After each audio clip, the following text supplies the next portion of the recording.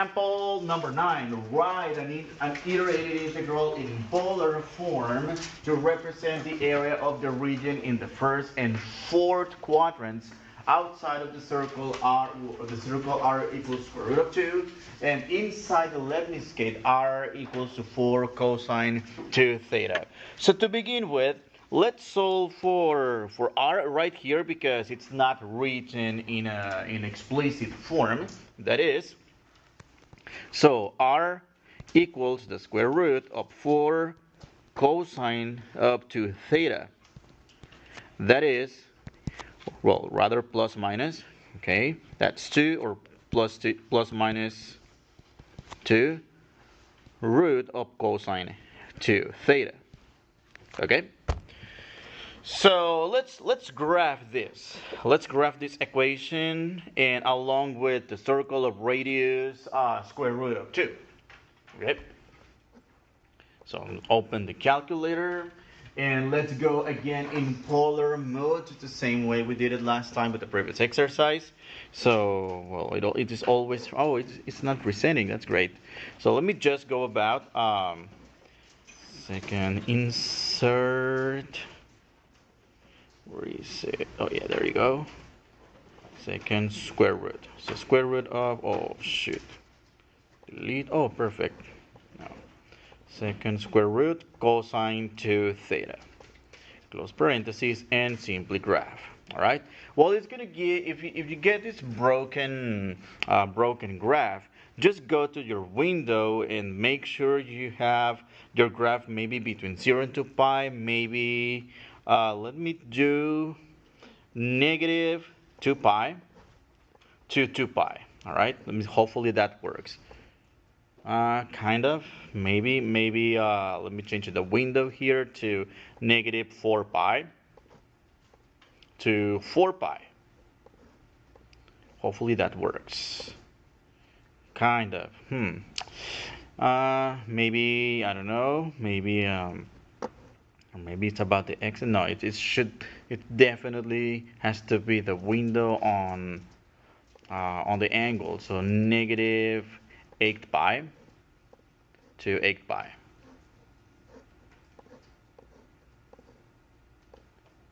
Yes. So that's going to give us what we call a lemniscate. Also, let's write the equation of the circle r equals the square root of 2, which is, oh come on, square root cosine 2 theta. And okay, yeah, there you go. Second square root of 2. There we go. We have our, oh, okay, but the square root of 2 is not visible because the square root of 2, it's what? 1.2, 1 point something. And I only see from negative 1 to 1. Let me move the window to have to negative 2 to 2. So I'm going to leave the window here for a minute or so you can see what are the window settings for. So you can see the entire graph. Let me show you the graph. There we go. And let me go back to the window so you make sure you have this. That negative 25.13 to 25.13, it's the negative 8 pi to positive 8 pi. All right, just so you know.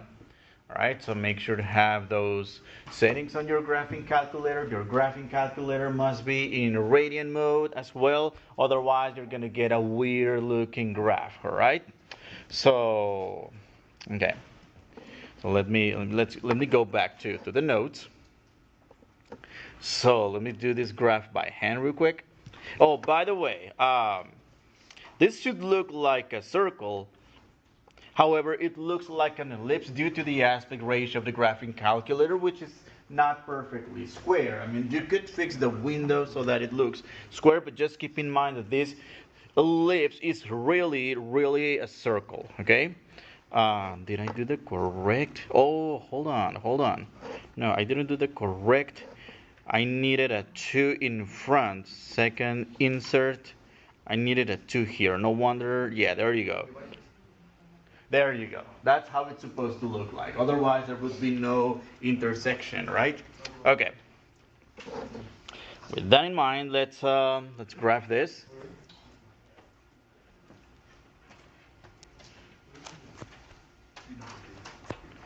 And the circle. So they're asking us to find, careful, they're asking us to find the area outside, okay, it's outside of the circle, but inside the lemniscate. That is this area right here. Okay, so we want this area. That means we need to find out what are the rays right here, because here we have this intersection point and that intersection point. So we need to figure out what are these two rays right here. This ray and that other ray. All right. I wouldn't go with the obvious visual. Yes, it looks like 30 degrees, negative 30 degrees. I mean, just by looking at the picture. Again, I wouldn't go like this. Instead, we would need to do this algebraically. That means we need to go and set these two equations together. This 2 root of cosine 2 theta equals root of 2. So let's square both sides. Okay, squaring both sides. 2 squared, which equals to 4. Root cancels the power 2. That's cosine 2 theta. That equals to 2. And dividing both sides by 4, we get cosine 2 theta equals 2 over 4, which is 1/2. Now we need to figure out what angles have a cosine equal to 1/2. That is 2 theta equals 1/2 for cosine when the angle equals, okay, pi over 3, 5 pi over 3, and all the 2 pi multiples that we add to this angle. It's going to fit this equation as well. So theta must be then, okay, by multiplying both sides by 1/2. That equals, what's that? Pi over 6 and 5 pi over 6. All right.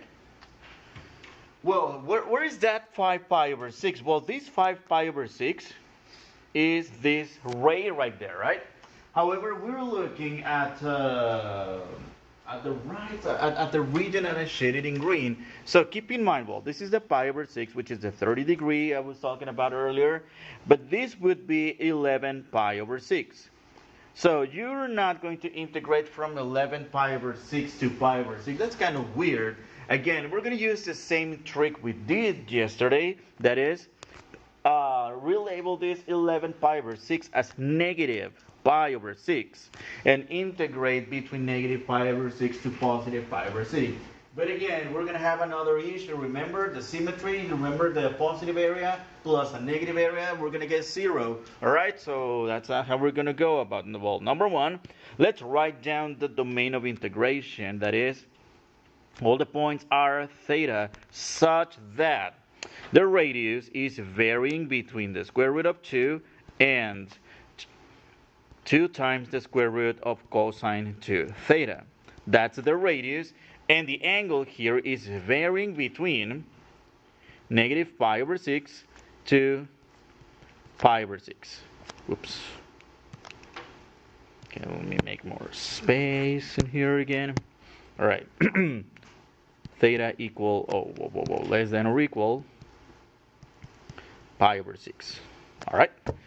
So that is our domain of integration. We're ready to set up a double integral that calculates the area. So to begin with, area equals the double integral dA over the region R when the integrand is always a 1. All right, there's always an invisible 1 in our integrand.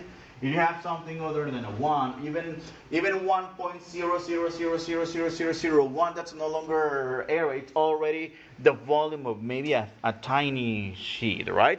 Okay, tiny box, really. What's that going to be? Okay, so in polar coordinates, we should write dA as r dr d theta with the limits, okay, for the radius given by this domain of integration. And the angle, what's that? Negative pi over 6 to pi over 6.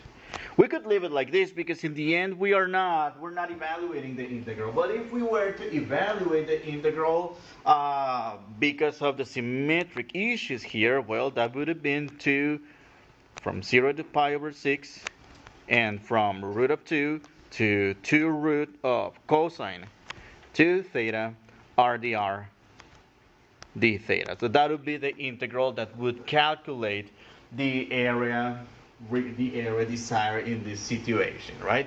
So either one of these two. But again, if we're just setting it up, the first one, it's okay. If we were to compute it, definitely the second one. Okay? All right. So that's the end of the section.